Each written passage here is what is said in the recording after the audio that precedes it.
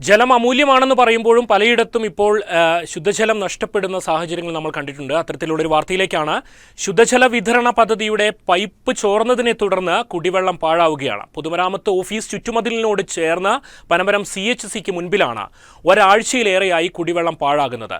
പൈപ്പിന്റെ ചോർച്ച പരിഹരിക്കാൻ അധികൃതർ നടപടി സ്വീകരിക്കാത്തത് നാട്ടുകാർക്കിടയിൽ പ്രതിഷേധത്തിനിടയാക്കുന്നുണ്ട്. പനമരം CHCയിലെത്തുന്ന രോഗികൾ വാഹനങ്ങൾ പാർക്ക് ചെയ്യുന്ന ഇടമാണിത്. ഇവിടെ ഇപ്പോൾ വെള്ളം തളം കെട്ടി നിൽക്കുകയാണ്.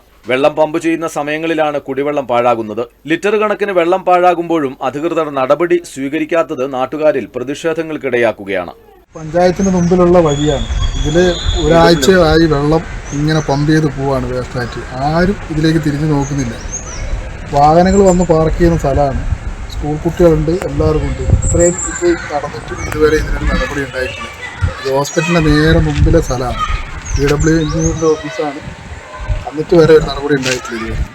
പനമരം നെല്ലറാട്ടുകവലയിൽ മലയോര ഹൈവേ നിർമ്മാണത്തിന്റെ ഭാഗമായി റോഡരിക് കെട്ടുന്നതിനായി മണ്ണെടുത്തപ്പോൾ ജലനിധിയുടെ പൈപ്പ് പൊട്ടിയിരുന്നു.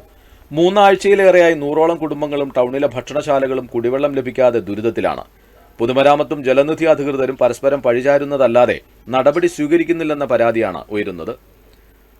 റസാഖ് പച്ചിലക്കാട്, വയനാട് വിഷൻ, പനമരം.